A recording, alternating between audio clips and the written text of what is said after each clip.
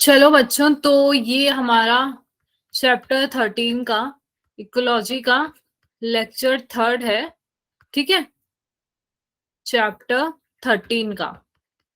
ठीक है, तो अब क्या है, आज हम स्टार्ट करने वाले हैं पॉपुलेशन इंटरेक्शन। जैसे मैंने आपको बताया था यार, हमारा जो पॉपुलेशन है, कोई भी लेट से एक हमारा जैसे बोल दिया गया पॉपुलेशन, जैसे हमने बोला ये एक स्पेसिफिक एरिया है, ये एक पॉपुलेशन है। तो क्या इस पॉपुलेशन में सिर्फ एक स्पीशीज तो रहती नहीं होगी कि यार यहाँ पे सिर्फ है ना ह्यूमन बींग्स रह रहे हैं, है ना, या फिर यहाँ पे सिर्फ एलिफेंट रह रहे हैं, या फिर यहाँ पे सिर्फ काओ है, या यहाँ पे तो सभी रहते हैं एक पॉपुलेशन में। छोटू से छोटू जानवर ऑर्गेनिज्म भी प्रेजेंट है, तो बड़े से बड़ा एक एलिफेंट भी प्रेजेंट है ना।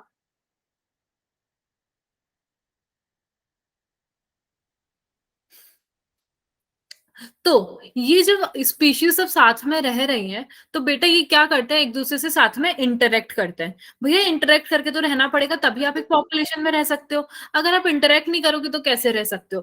पर ये ऐसे इंटरेक्ट नहीं करते कि एक जना आया, क्या कहते हैं, एक एलिफेंट आया और डॉग को हाय बोल के चला गया, डॉग ने उसको वापस हाय बोला। ये वाला इंटरेक्शन नहीं है। ये एक ऐसा इंटरेक्शन है जहां पे एक स्पीशी दूसरे स्पीशी के आसपास रहती है, किसी ना किसी तरह उस स्पीशीज को या तो नुकसान पहुंचाती है, या उस स्पीश से है ना कंपटीशन रखती है, या उस स्पीश से फायदा लेती है, या उस स्पीशीज के साथ रह के ऐसा रहता है कि भैया या तो तेरे को फायदा हो जाए, या कुछ एक दूसरे के पास रह के समाव किसी को या तो फायदा हो रहा है, या फिर किसी को नुकसान हो रहा है, या फिर किसी को कोई किसी से कुछ फर्क ही नहीं पड़ रहा है। तो तीन टर्म है, एक जिसको हम क्या बोलते हैं पॉजिटिव साइन से डिनोट करते हैं, एक नेगेटिव साइन से, और एक जीरो। ठीक है, तो इस तरीके के इंटरेक्शंस को नाम दिया गया है। पॉजिटिव वाले को क्या बोलते हैं बेटा? बेनिफिशियल। भैया किसी ना किसी को तो फायदा हो रखा है। ठीक है, और नेगेटिव वाले को जहां पे नुकसान हो रहा है उसको क्या बोलते हैं? डेट्रीमेंटल। और जहां पे जीरो है इसको हम बोलते हैं न्यूट्रल। क्या बोलते हैं? न्यूट्रल। क्लियर है बात? किसी को कोई कंफ्यूजन? तो अब देखो, ये टेबल दिख रही होगी आपको, जिसके अंदर दोनों स्पीशीज को एक साथ रहने पे, एक दूसरे के साथ रहने पे फायदा हो, उसको हम बोलते हैं म्यूचुअलिज्म। कंपटीशन वो वाला है जो स्पीशीज को दोनों को एक दूसरे के साथ रहने से सिर्फ नुकसान ही हो रहा है। प्रीडेशन में एक को फायदा होगा, एक को नुकसान। पैरासिटिज्म में एक को फायदा, एक को नुकसान। कमेंसलिज्म में एक को फायदा और एक को कुछ फर्क नहीं पड़ रहा है। और अमेनिसलिज्म में एक को नुकसान और एक को कोई फर्क नहीं पड़ रहा है। ठीक है, तो देखो अब ऐसे कौन से हैं, जैसे एक प्रिडेशन हो गया, एक पैरासिटिज्म हो गया, और एक कमेंसलिज्म। ये जो तीन है ना बेटा, इन तीनों में जो स्पीशीज है क्लोज इंटरेक्शन में रहती हैं। कैसे? क्लोज इंटरेक्शन में, मतलब एक दूसरे के आसपास रहती हैं और तभी एक को फायदा और एक को नुकसान करती हैं। समझ पड़ रहे हो किसमें? प्रिडेशन, पैरासिटिज्म और कमेंसिलिज्म। अब हम एक के बारे में थोड़ा डिटेल में पढ़ते हैं। जैसे प्रिडेशन में मैंने आपको क्या बताया, देखो प्रिडेशन में एक को फायदा हो रहा है और एक को नुकसान हो रहा है। ठीक है, तो कोई मेरे को बता सकता है प्रिडेशन में एक्चुअली होता क्या है? प्रीडेटर मतलब क्या होता है और प्रे मतलब क्या होता है, पहले तो मुझे ये बताओ। शिकारी जो और शिकारी। हमला करता है और जिसपे हमला हो रहा होता है, मतलब शिकार और शिकारी। शिकार और शिकारी। है ना, तो आप लोग क्या हो? शिकारी। शिकारी। और आप किस पे हमला कर रहे हो? हाँ, मैं प्रे हूँ, मुझ पे केमिस्ट्री प्रेडिक्टर है। ये काफी सही था, मैं केमिस्ट्री प्रेडेटर है। ठीक है, तो यार ये कुछ सब्जेक्ट है, बायो, फिजिक्स और केमिस्ट्री। और प्रे आप सब लोग बच्चे। तो आप लोगों का शिकार कौन कर रहा है? ये तीनों जो सब्जेक्ट है, ये है शिकारी जो आपका शिकार कर रहे हैं। क्लियर है बात? यहां तक किसी को कोई कंफ्यूजन? तो ये जो प्रिडेशन है ना, ये इसी में चलता है, प्रिडेटर और प्रे वाली चीज के कि भैया कौन किसका शिकार कर रहा है और कौन किसको शिकार करवा रहा है। ठीक है,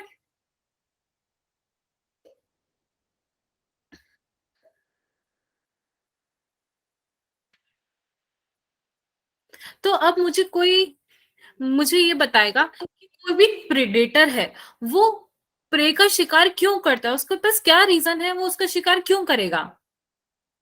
ऐसा खाने नहीं के मैम लिए। उसको भूख लग रही है इसीलिए, मतलब चलो वो खाना खा रहा है ये वो, पर अगर इन केस समझो अगर क्या होगा अगर प्रेडेटर प्रे का शिकार नहीं करेगा तो एक तो हम रीजन दे सकते हैं कि यार ट्रांसफरिंग ऑफ एनर्जी, जैसे अपन वो पूरा पढ़ते हैं ना ग्राफ कि हाई लेवल से लो लेवल तक पूरा एनर्जी ट्रांसफर होता है,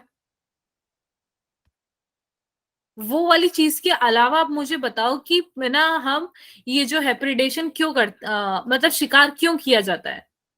बेटा ये रीजन है कि अगर कोई भी एक मानव शिकारी है वो शिकार नहीं करेगा तो जो प्रे है उसका पॉपुलेशन नहीं बढ़ जाएगा, बढ़ जाएगा कि नहीं बढ़ जाएगा। Yes ma'am. तो भैया वो अगर पॉपुलेशन बढ़ जाएगा तो क्या होगा, अगर पॉपुलेशन बढ़ जाएगा तो वैसे ही उनके अंदर ना इंटर स्पीशीज कंपटीशन आ जाएगा और वो खुद एक दूसरे को मतलब देखो लेट से अगर कोई एक किसका बोले एक वो है लॉयन, लॉयन कौन है प्रेडेटर है, ठीक है, लॉयन प्रेडेटर है और वो किसका शिकार कर रहा है डियर का, ठीक है। तो भैया देखो अगर हमारा जो लॉयन है वो डियर को नहीं खाएगा तो क्या होगा, पहली बात तो लॉयन खुद भूखा मर जाएगा, वो खुद खत्म हो जाएगा, और वो खत्म हो जाएगा तो डियर का जो पॉपुलेशन है वो बहुत बढ़ जाएगा, जब डियर का पॉपुलेशन बहुत बढ़ जाएगा तो ये खुद आपस में लड़ेंगे खाने के लिए, तो भैया जो अच्छे से खाना खा पाएगा वो जिंदा रह पाएगा और जो अच्छे से खाना नहीं खा पाएगा वो जो अच्छे से नहीं खा पाएगा वो मर जाएगा, है ना। तो इवेंचुअली क्या हो रहा है हमारे नेचर से, लॉयन भी खत्म और डियर भी खत्म, तो ये तो गंदी बात है ना, ऐसा नहीं होना चाहिए, हर स्पीशीज को यहाँ पे रहने का हक है। तो इसीलिए हमारे यहाँ पे क्या कराया गया है प्रेडेशन, ताकि ये जो स्पीशीज है प्रे की जो स्पीशीज है इसका चेक बना रहे, समझ रहे हो, प्रे का जो पॉपुलेशन है वो खत्म ना हो, इसीलिए प्रेडेटर का होना जरूरी है, समझ पड़ रही है बात।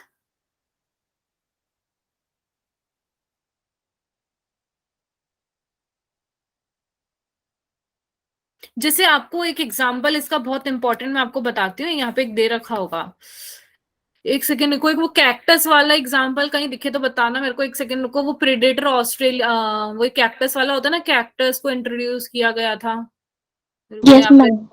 है ना, मैं आपको एक बार पूरा पढ़ के बताती हूँ, ऑस्ट्रेलिया में एक है ना कैक्टस को इंट्रोड्यूस किया गया था 20s में, रुको ये देखा होगा, मैम 1920 में। यहाँ पे कर्सर है यहीं पे। ये रहा देखो, the prickly pear cactus introduced into Australia in 1920s caused havoc by spreading rapidly into millions of hectares of rangeland.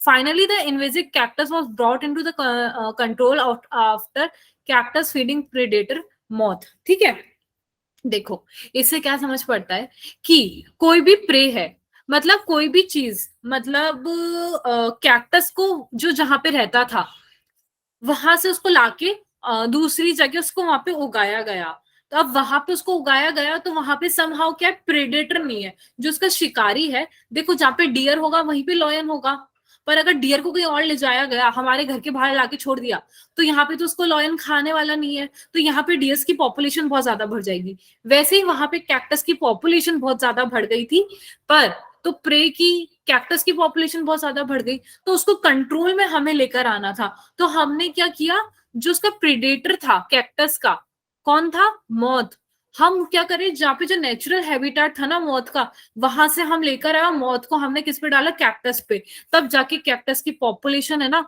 वो थोड़ी कंट्रोल में आई थी, ऐसा हुआ था। तो ये आपको पैरासिटिज्म का कंसेप्ट समझ आया, प्रेडेटर प्रे वाला, क्लियर।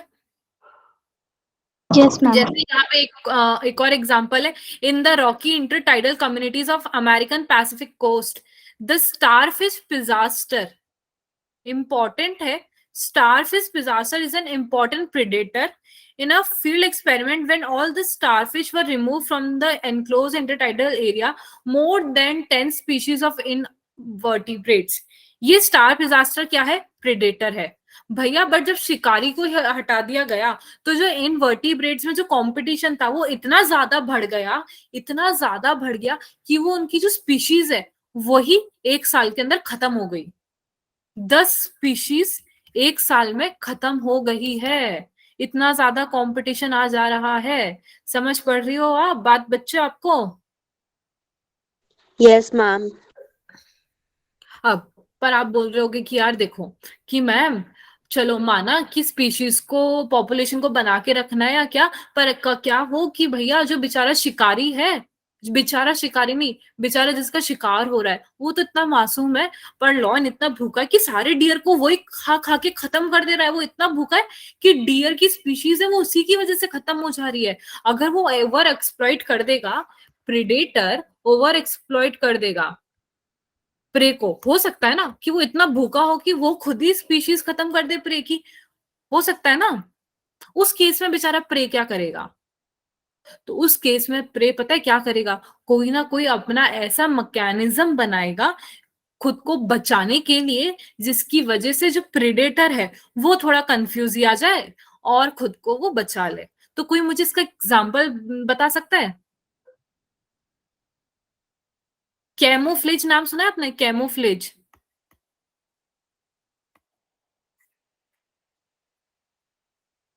क्या होता है? कैमोफ्लेज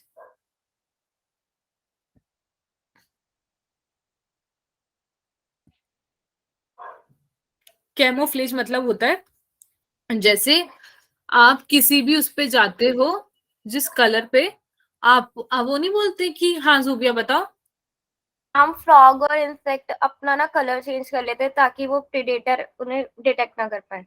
हाँ तो भैया वो प्रेडेटर्स को ना खा पाए, तो जैसे आप ब्राउन कलर की लकड़ी पे बैठे हो तो उनकी बॉडी का कलर थोड़ा थोड़ा ब्राउन जैसा हो जाता है, तो आप ऐसे उसको इजीली पता नहीं कर पाते, उस चीज को ढूंढ नहीं पाते हो।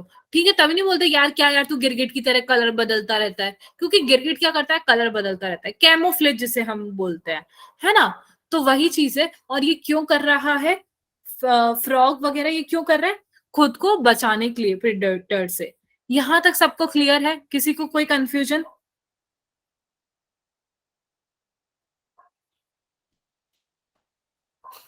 फिर अब कोई कलर, सब तो कलर बदल नहीं पाते, हर कोई गिरगिट जैसा तो हो नहीं पाता है कि बैठ के कलर बदलता रहे। तो भैया कुछ लोग हैं जैसे मोनार्क बटरफ्लाई जैसे, वो क्या करते हैं? उसने तो बोला कि वो कैटरपिलर स्टेज, जब वो छोटी होती है ना तो वो एक ऐसे पॉइजनस वीड पे बैठती है अपने कैटरपिलर स्टेज में कि उसकी जो बॉडी है उसके अंदर केमिकल्स आ जाते हैं, वो इतने ज्यादा कड़वे होते हैं, इतने ज्यादा कड़वे होते हैं कि जब भी कोई प्रेडेटर, कोई शिकारी मोनार्क बटरफ्लाई को खाने जाता है ना तो उसको बहुत कड़वी कड़वी लगती है। बोले छी यार ये बटरफ्लाई अच्छी नहीं है, मैं इसको नहीं खाऊंगा। तो वो बटरफ्लाई ऐसे करके बच जाती है कि भाई बचपन में इतने पॉइजनस वीड खा लो कि तुम वैसे ही कड़वे हो जाओगे। समझ रहे हो? तो एक ये तरीका हो गया अपने आप को बचाने के लिए।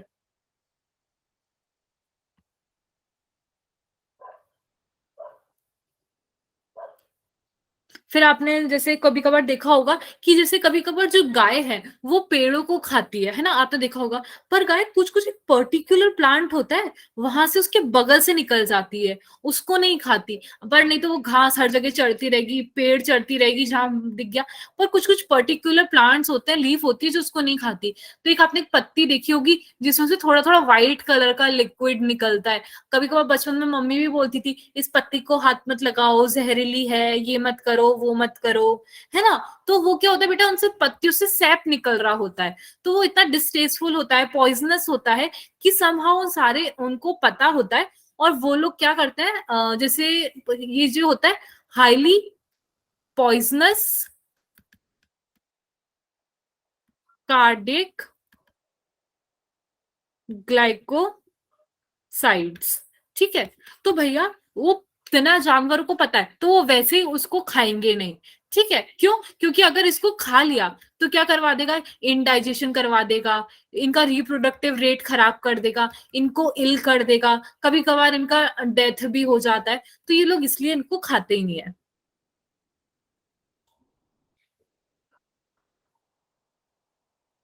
हाँ, समझ पड़ रही है। प्रिडेशन सबको समझ आया कि प्रिडेशन में क्या होता है। जैसे आप लोग शिकार से बचने के लिए जो जो चीजें करोगे वो हमारा प्रिडेशन में आ जाएगा।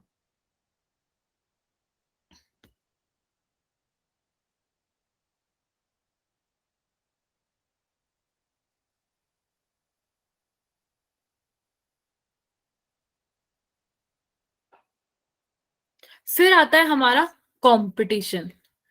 कंपटीशन में क्या होता है भैया, दोनों को ही नुकसान होता है, किसी को फायदा नहीं हो रहा है।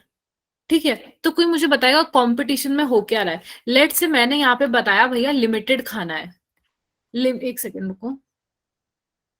हाँ, लिमिटेड खाना है, लिमिटेड रिसोर्सेज है। अब इसके लिए क्या है, कंपटीशन होने वाला है कि पहले तू जाए या मैं जाऊं। अब कंपटीशन बोले तो नीट की ये एक ही सीट है और इसी सीट के लिए लड़ रहे हैं कि तू जाए या मैं, पर इवेंचुअली जाएगा तो सिर्फ एक ही इंसान इस सीट पे। और वो कौन जाएगा, जो काफी फास्टली और स्मार्टली तैयारी करके वहां पे पहुंच जाए। तैयारी तो दोनों कर रहे हैं, पर जो समहाउ एक ज्यादा फिटेस्ट होगा नेचर में उस सीट के लिए, वो फाइनली जीत जाएगा और वो फाइनली सरवाइव कर जाएगा। और दूसरा वाला क्या हो जाएगा, एक्सटेंट हो जाएगा। तो यहाँ पे जो रिसोर्सेज हैं वो क्या हो जाते हैं बेटा, लिमिटिंग फैक्टर हो जाते हैं। तो जिसको रिसोर्सेज मिल गए वो आगे निकल जाएगा, और जिसको नहीं मिले वो क्या नाम है, नहीं निकलेगा। पर क्या ये बात हमेशा सही है, मतलब जैसे अगर इस रिलेटेड लिया जाए कि ऐसा बोल दिया जाए किसी बच्चे के पास है, उसके पास भैया अफोर्ड करने के लिए इतने सारे पैकेजेस वगैरह, आकाश में जाने के लिए फीस नहीं है, आइलैंड में जाने के लिए नहीं है, तो क्या उसका सिलेक्शन नहीं होगा, नहीं हो सकता है यार उसका भी सिलेक्शन, ऐसा थोड़ी है। और जिसके पास रिसोर्सेज है, हर आकाश में जाने वाले बच्चे का सिलेक्शन नहीं हो रहा है, हर आइलैंड में जाने वाले बच्चे का सिलेक्शन नहीं हो रहा है, हर बायजूस वेदांतु में पढ़ने वाले का सिलेक्शन नहीं हो रहा है। जो बेचारा घर पे बैठ के पढ़ रहा है, जिसके पास कोई रिसोर्सेज नहीं है, सिलेक्शन तो उसका भी हो रहा है।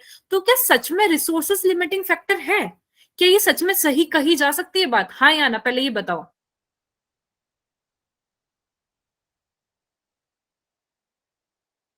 है ना, सोचने वाली बात है, सोचने वाली बात है। इसी पॉइंट ऑफ व्यू से देखो ना, रिसोर्सेज जिसके पास है क्या उनका सिलेक्शन हो रहा है, क्या वो कंपटीशन में आगे बढ़ पा रहे हैं। और जिनके पास क्या रिसोर्सेज नहीं है वो क्या आगे कंपटीशन नहीं कर पाएंगे, वो क्लियर नहीं कर पाएंगे, बताओ बताओ। तो यहां से तो ये चीज आपको क्लियर हो गई ना कि भैया सच्चाई में देखें तो रिसोर्सेस मैटर नहीं करता है इतना ज्यादा, कि अगर उसको प्रायोरिटी दे दे कि भैया रिसोर्सेज नहीं है, तो ये तो एक एक्सक्यूज है, रीजन नहीं है। एक्सक्यूज और रीजन में फर्क होता है ना।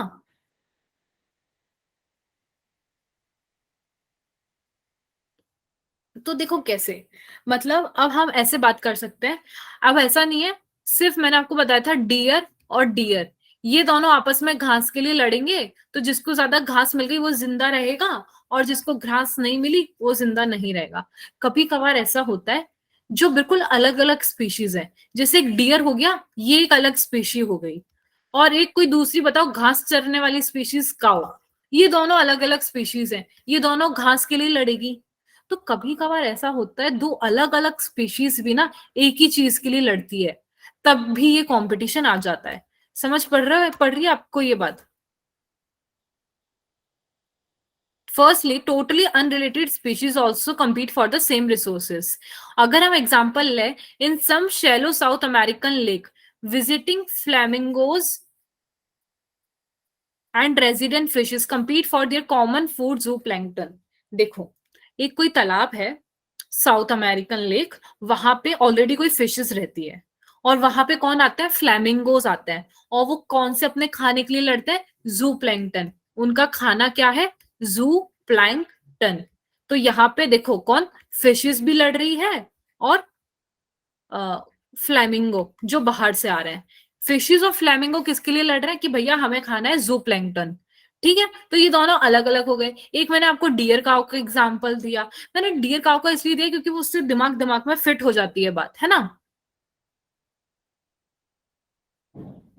तो अब देखो, रिसोर्सेज माना बहुत सारा है, पर भैया फीडिंग एफिशिएंसी किसकी ज्यादा है ये उस पर भी डिपेंड करता है। लेट से खाना है पर एक जन है जो बेचारा खा ही नहीं पाता है। लेट से मानो मैंने क्या बताया, आकाश एलन में पढ़ने वाले हर बच्चे का क्यों नहीं हो रहा है, रिसोर्सेज है वहां पे, पर बच्चा ही केपेबल नहीं है उस रिसोर्सेज को यूटिलाइज करने के लिए, तो क्या वो कंपटीशन में सक्सीड हो पाएगा? नहीं ना। पर एक बच्चा है जिसके पास रिसोर्सेज ही नहीं है पर उसके पास इतना दिमाग है, वो इतना एफिशिएंट है, उसकी फीडिंग एफिशिएंसी जिसकी हम बात कर रहे थे वो ज्यादा है, तो वो सक्सीड हो जाएगा। तो यहाँ पे रिसोर्सेज मैटर कर रहा है या उस इंसान की, उस ऑर्गेनिज्म की, उस एनिमल की एफिशिएंसी मैटर कर रही है? ये बताओ मेरे को। अब आउट ऑफ रिसोर्सेज और एफिशिएंसी खुद की क्या ज्यादा मैटर करेगी? एफिशिएंसी। तो अगर हम किसी का बात कर दे कि रिसोर्सेज की वजह से कोई टिक पा रहा है नेचर में या एफिशिएंट होने की वजह से, तो हम बोलेंगे कि वो जो ज्यादा एफिशिएंट होगा वो टिक पाएगा। ठीक है।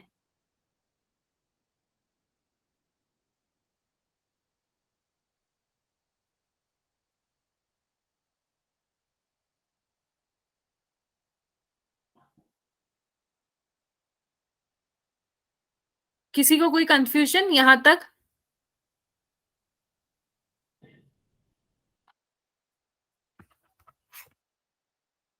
फिर वही गैलापैगोस आइलैंड वाला एक एग्जांपल था, वो भी इसी में ही आता है। ठीक है, कि वो एक्सटेंट हो गई थी जब गोट्स को इंट्रोड्यूस किया था, जब गोट्स को है ना इंट्रोड्यूस किया था, तब क्या हुआ था, जो टॉर्टोइस थे, एक आइलैंड था गैलापॉग्स नाम का, उस आइलैंड में क्या किया था कि टॉर्टोइस थे, रहते थे, है ना। तो जब उधर वहां पे टॉर्टोइस क्या करते थे, वहां पे भी वो क्या कर रहे हैं, चल रहे हैं चल रहे हैं चल रहे हैं, है ना। पर वहां पे जब गोट्स को लाया गया तो गोट्स बोलती है हम तुम्हारे क्या है, हम तुम्हारे सीनियर है, हम तुम्हारी सारी घासें खा जाएंगे, और तो हमारी क्योंकि एफिशिएंसी ज्यादा है, और एफिशिएंसी ज्यादा होने की वजह से क्या होगा, वो जो टॉर्टोइस थे वो क्या हो गए, एक्सटिंक्ट हो गए। यहां तक सबको समझ आया? किसी को कोई भी कंफ्यूजन है यहां तक तो बता दो बेटा।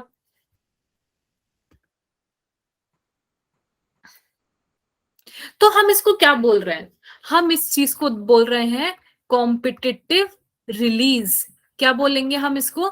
Competitive release. कि आइलैंड में पहले रह रहा था टॉर्टोइस, पर हमारे एफिशिएंट होने की वजह से क्या हुआ, गोट आई और उसने क्या किया, टॉर्टोइस से फटाफट फटाफट खाया, टॉर्टोइस के लिए कुछ नहीं खोला, और टॉर्टोइस हो गया एक्सेंट। तो उन्होंने क्या किया, कंपटीशन को ही हटा दिया। ये वही वाली बात हुई ना, कि भैया कोई बहुत इंटेलिजेंट बच्चा आया सीट के लिए, नीट की सीट के लिए लड़ने के लिए, और भैया उसने इतना फटाफट फटाफट अच्छा स्कोर किया, दूसरा बैठ के देख रहा है यार ये क्या हो रहा है क्या हो रहा है, वो सिर्फ देखता रह गया और वो जाके सीट ले गया। उसने क्या किया, कंपटीशन ही हटा दिया, आप हटो साइड में। क्लियर?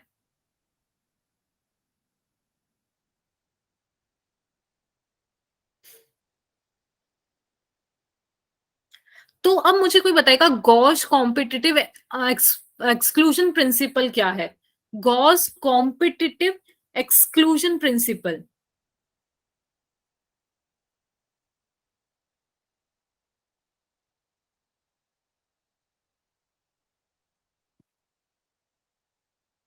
बोलो। हाँ हाँ हाँ, सुनिए जहाँ बोलो। दो स्पीशीज की कंपटीशन हो तो दोनों को एग्जिस्ट नहीं कर सकती। एक टाइम ऐसा आएगा जब कि कोई एक मतलब चली जाएगी, एक्सटेंड हो जाएगी। अच्छा, तो वो कौन सा टाइम होगा?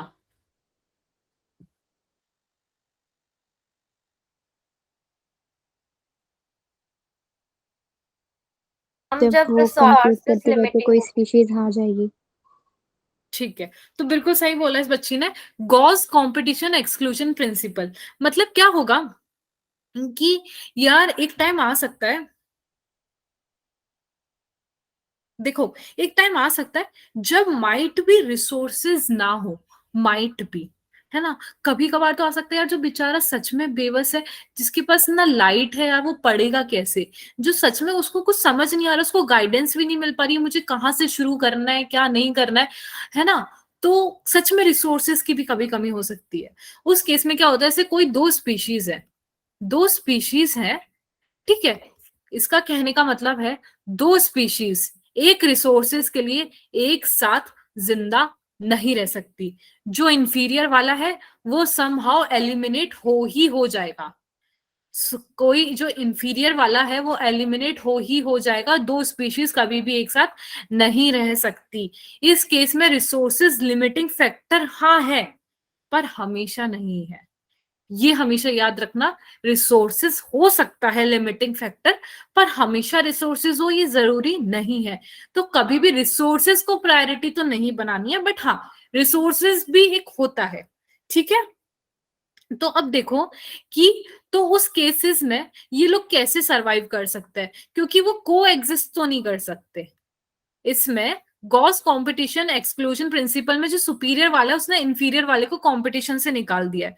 तो ये को एग्जिस्ट, साथ में दोनों स्पीशीज खत्म ना हो, उस केसेस में क्या होगा, वो क्या करेंगे, वो एक मैकेनिज्म डेवलप करेंगे जिस केस में क्या होगा कि वो को एग्जिस्ट मतलब वो साथ में रह ले। तो वो क्या करेंगे, रिसोर्स की पार्शनिंग कर देंगे, रिसोर्स को पार्शन कर लेंगे कि भैया 2 सेब तेरे 2 सेब मेरे। जैसे अपन घर में भाई बहन करते हैं ना, दोनों भाई बहनों को, दोनों अलग प्रजाति के हैं, एक बहन अलग प्रजाति की है, एक भाई अलग प्रजाति का है, दोनों को अगर दोनों में से एक को नहीं मिला कुछ खाने को और एक को मिल गया, तो भैया घर में जो महाभारत छिड़नी है कि भैया मम्मी 2 काजू कतली इसने खा ली, मेरे को 1 काजू कतली नहीं मिली, महाभारत छिड़ जाएगा। तो मम्मी पापा क्या करते हैं, महाभारत ना छिड़े तो रिसोर्सेस की, जो घर में काजू कतली है उसका क्या कर देते हैं, बंटवारा कर देते हैं कि भैया ये तेरी ये मेरी, तो एक टाइम पे तू खा और एक टाइम पे मैं खाऊंगा, तो भैया अब लड़ाई नहीं होगी। ठीक है, तो डिफरेंट टाइम चूज कर लेंगे, डिफरेंट फीडिंग हैबिट चूज कर लेंगे कि भैया ले तेरे को काजू कतली दे दी है, तो अगर तेरे को काजू कतली नहीं मिल पा रही है तो हम तेरे को कुछ अलग, हम तेरे को दाल का हलवा लाके दे देंगे, तू भी खुश रहे तू भी खुश रहे। पर ऐसा नहीं कि उसको कुछ मिल गया तो हम तेरे को नहीं देंगे, हम दोनों को दोनों चीजें देंगे। समझ आई बात? तो इस तरीके से दोनों भाई बहन खुश रह सकते हैं घर में।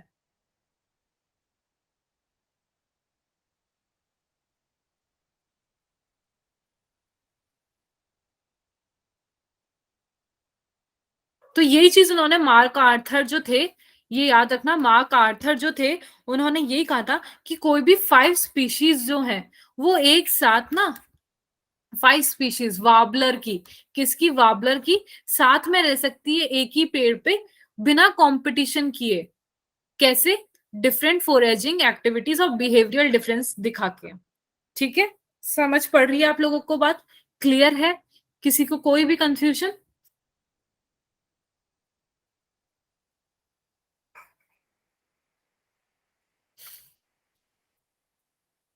कोई भी कंफ्यूजन आ रहा हो, किसी को कोई भी दिक्कत आ रही हो तो फटाफट फटाफट पूछ लो, नहीं तो फिर अपन आगे बढ़ते हैं।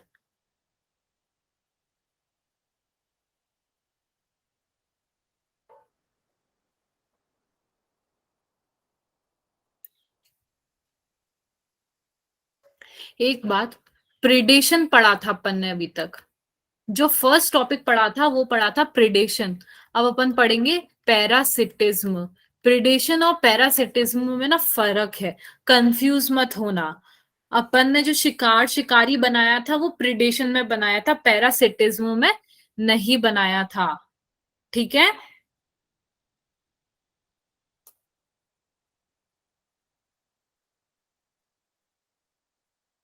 पैरासिटिज्म मतलब पैरासाइट, खून चूसने वाला। अब खून चूसने वाला है कोई भी पैरासाइट है, तो भैया वो किसी ना किसी होस्ट पे रहता होगा। तो भैया पैरासाइट को अगर जिंदा रहना है, पैरासाइट को अगर अपनी लाइफ साइकिल करनी है कंप्लीट, तो या तो वो होस्ट के क्लोजली रिलेटेड रहेगा, या होस्ट के ऊपर रहेगा, या होस्ट के अंदर रहेगा। जैसे कि हम मलेरियल साइकिल हमने पढ़ी थी, है ना, और किसी किसी को डबल होस्ट की जरूरत पड़ती है, किसी किसी को सिर्फ सिंगल होस्ट की जरूरत पड़ती है। ठीक है, तो जो पैरासाइट है वो किस पे डिपेंडेंट है अपनी लाइफ साइकिल के लिए, किस पे डिपेंडेंट है,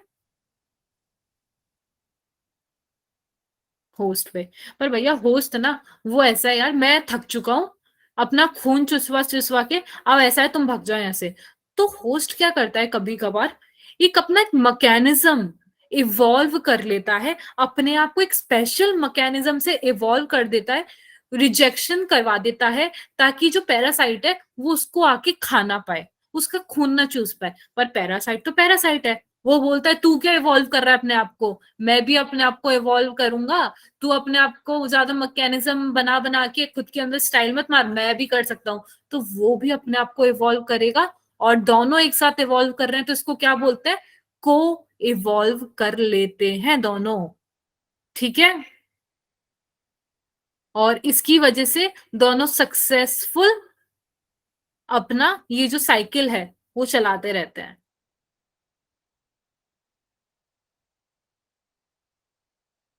और फिर मजे से जो पैरासाइट है ना वो उस पर एकदम एकदम चिल करता है कि हाँ अब मेरा जो मकसद था वो आराम से पूरा हो रहा है, पैरासिटिज्म का मैं आराम से पूरा पूरा ये कर पा रहा हूँ। ठीक है, जैसे इसकी भी कुछ कुछ एग्जांपल्स हैं, यहाँ पे मैं आपको दिखाती हूँ। ये कोएवॉल्व, देखो कोएवॉल्व वाली बात तो ये लिखी एक तो, host evolve special mechanism for rejecting और रेजिस्टिंग द पैरासाइट, है ना। जैसे अननेसेसरी सेंस ऑर्गन्स है उसको हटा दिए उसने, है ना, कुछ काम का नहीं है अभी आपके, है ना।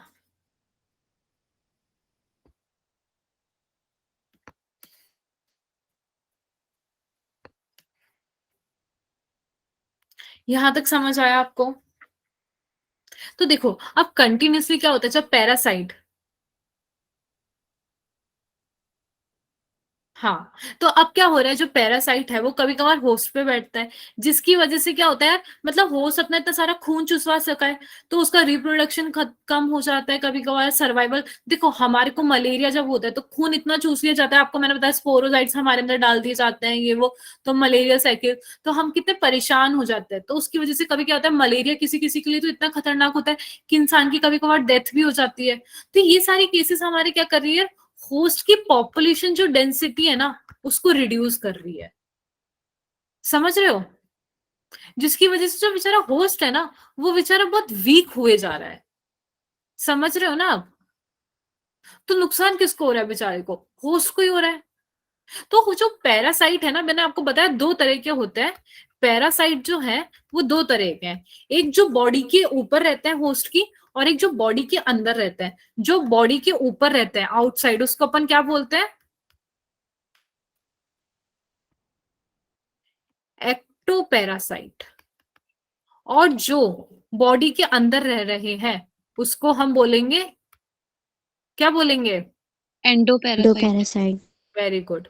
तो एंडोपैरासाइट से वो याद नहीं है, अपने जैसे लीवर में रहते हैं पैरासाइट वगैरह, है ना, वो हमारे किसके अंदर आ गए, एंडो में। पर जो हमारी बाहर स्किन वगैरह पे रहते हैं, जैसे लीस वगैरह से बोलते हैं लीस, और टिक्स, जैसे वो है ना डॉग्स वगैरह बोलते हैं, वो नहीं बोलते गांव में कि यार कुत्तों पे कीड़े पड़ चुके हैं इनको बाहर रखो। आपने कभी कभार सुना होगा टिक्स, कुत्तों वाले कीड़े, आपने नाम सुना होगा कभी। तो वो एक्टोपैरासाइट है, जिसकी वजह से बेचारा जो कभी कभार डॉग होता है, आप बोलते हो यार इस पे कीड़े पड़ गए थे जिसकी वजह से बीमार हो गया है, वो उसके ऊपर पैरासाइट था।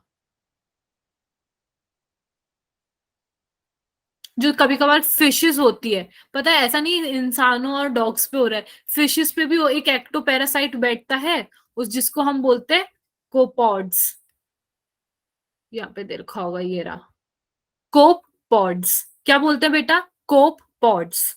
ठीक है, अब जैसे एक कसकटा होता है, एक प्लांट होता है, ये पैरासिटिक प्लांट होता है। कौन सा प्लांट होता है, कसकटा, एक पैरासिटिक प्लांट होता है। वो किसके ऊपर है ना उगता है, हेज प्लांट के ऊपर। Hedge plant is the host and cuscuta plant is parasitic plant. ठीक है,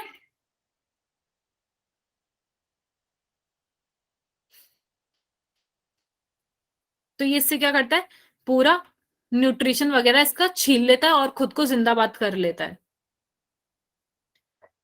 अब आप मेरे को एक बात बताओ, हाँ अंजलि, अब आप मुझे एक बात बताओ कि जो फीमेल मॉस्किटो होता है ना, जो फीमेल मॉस्किटो होती है जो हमारा खून चूस रही है, क्या वो पैरासाइट है या नहीं, सब बताओ मेरे को, क्या वो पैरासाइट है या नहीं है।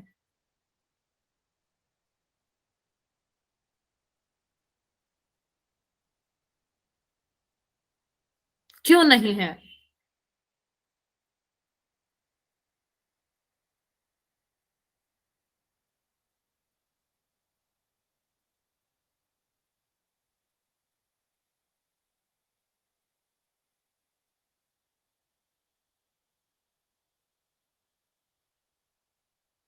हाँ, ऐसा थोड़ी होता है। मतलब ऐसा थोड़ी है कि वो जहां पे रह रहा है तो वो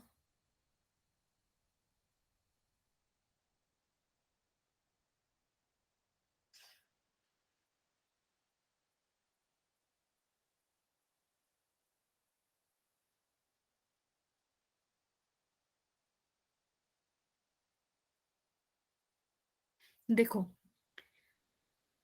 एक तो रीजन ये है कि भैया वो जो खून चूस रही है ना, पहली बात, वो खून ना खुद के जिंदा रहने के लिए नहीं चूस रही है कि भैया मेरा जो लाइफ साइकिल है वो मेरा तुम्हारा खून चूसने की वजह से ही मेरा लाइफ साइकिल चलेगा ही चलेगा। वो खून चूस रही है ये उस एक्सप्रेशन के लिए लेती है। सिर्फ रिप्रोड्यूस करवाना था उसको अपने पेट के अंदर। आपको याद हो अपने एग्स बढ़वाने थे, याद है गैमिटोफाइट्स, मैंने जैसे आपको मलेरियल साइकिल वगैरह पढ़ाई थी, है ना? तो वो उस चीज के लिए, अपना रिप्रोडक्शन के लिए ले रही है खून, ठीक है? पर वो जिंदा रहने के लिए नहीं ले रही है, वो रिप्रोडक्शन के लिए ले रही है। पर वो उसके ऊपर रह के ना सरवाइव कर रही है, ना उसे वहीं पे टिका रहना है, वो उसी के ऊपर रह के सरवाइव नहीं कर रही है कि मैं इसी की वजह से जिंदा हूं, ठीक है? किसी कोई रिप्रोड्यूस नहीं करेगा तो भी चलेगा, ये बात आपको पता है ना? कोई रिप्रोड्यूस नहीं करेगा तो भी वो जिंदा रहेगा, पैरासाइट, पैरासाइट नहीं, सॉरी, वो इंसान या जो भी। पर जिसको खून ही नहीं मिल रहा और जो सिर्फ खून की वजह से जिंदा है, अपन उसी को बोल सकते हैं पैरासाइट। पर जो बिना किसी पे फीड किए भी जिंदा रह सकता है, हम उसको पैरासाइट नहीं बोलेंगे, ठीक है? क्लियर है?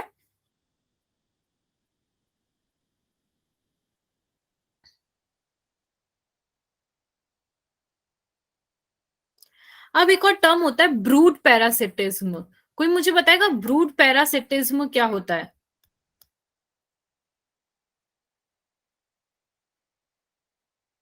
हाँ, जूबिया, हाँ जूबिया बोलो।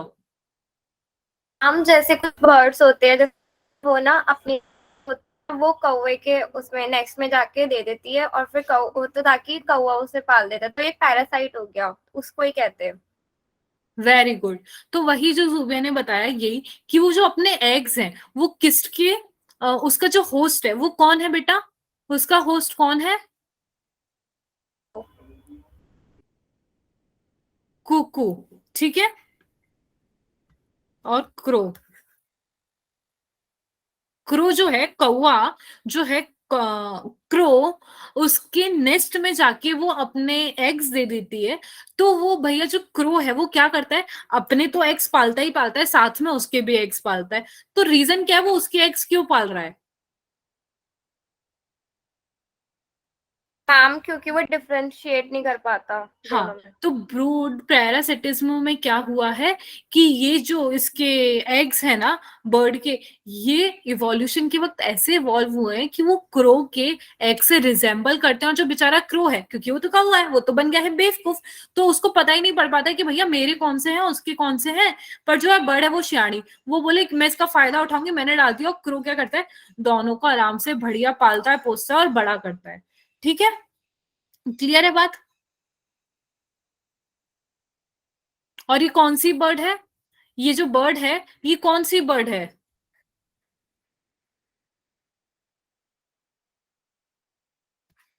कुक्कू, जिसको हम बोलते हैं कोयल, ठीक है? ये क्रो के नेस्ट में डालती है। हाँ। क्या है ना? क्लियर सबको?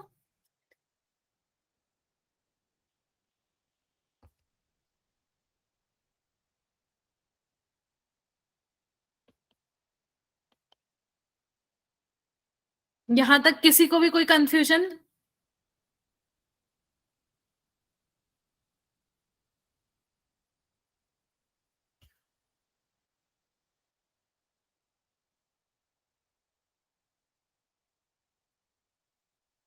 ठीक है, तो अब जैसे कमेंसलिज्म और म्यूचुअलिज्म बचा है, तो अपन इन दोनों को नेक्स्ट क्लास में करेंगे, क्योंकि इसमें आपको टाइम लग जाएगा।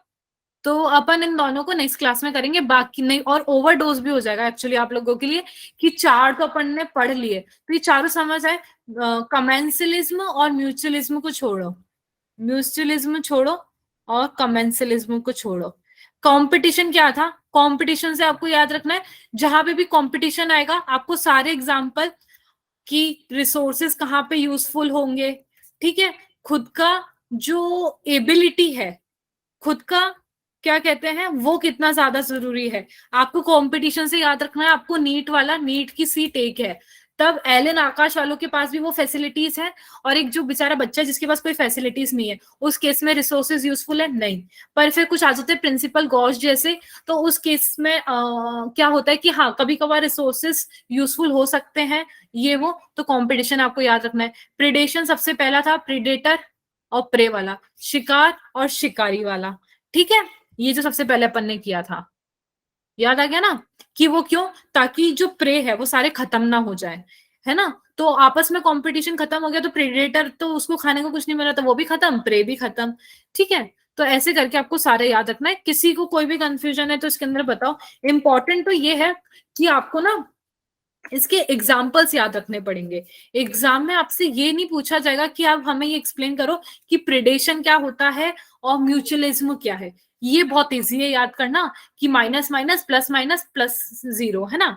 इंपॉर्टेंट तो हार्ड है इसके एग्जाम्पल याद करना।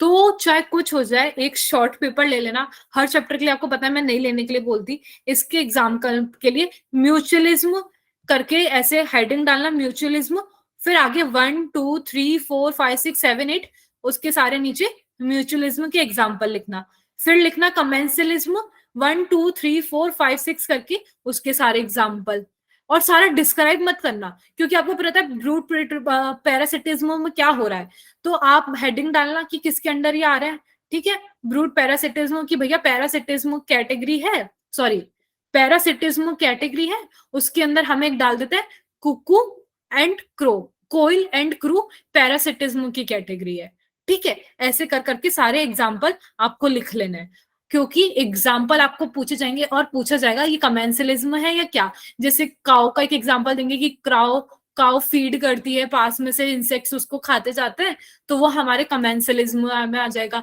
लाइकेन, माइकोराइजा, ये हमारे म्यूचुअलिज्म में आएगा, म्यूचुअलिज्म डालेंगे, माइकोराइजा लिख देंगे, लाइकन लिख देंगे, है ना, ऑर्किड्स एंड फिग लिख देंगे म्यूचुअलिज्म में, है ना, ये अपन नेक्स्ट क्लास में पढ़ेंगे।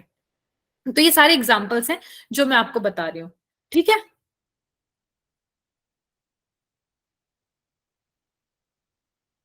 हाँ वो तो है ही ना, पर कोई मतलब नहीं है, टू बी ऑनेस्ट कोई मतलब नहीं है, क्योंकि आजकल एमबीबीएस वालों की कोई वैल्यू नहीं है, आज के टाइम में एमबीबीएस की कोई वैल्यू नहीं है। आपको अगर सच में कुछ अच्छा करना है, आपको है ना एमडी डीएम ये सब करना पड़ेगा, एमएस वगैरह करनी पड़ेगी, तो इन सब के लिए आपको पीजी देना पड़ेगा। पीजी आप है ना पैसे देके नहीं कर सकते, तब भी आपको एग्जाम देना पड़ेगा। उस वक्त क्या होगा कि बच्चे जो सच में इंटेलिजेंट है वही सिर्फ पीजी क्लियर कर पाते हैं। आज के टाइम में एमबीबीएस वाले की कोई वैल्यू नहीं है, उसको एक ऐसा माना जाता है कि भैया आप रहने दो, आपको कुछ नहीं आता है, आप पहले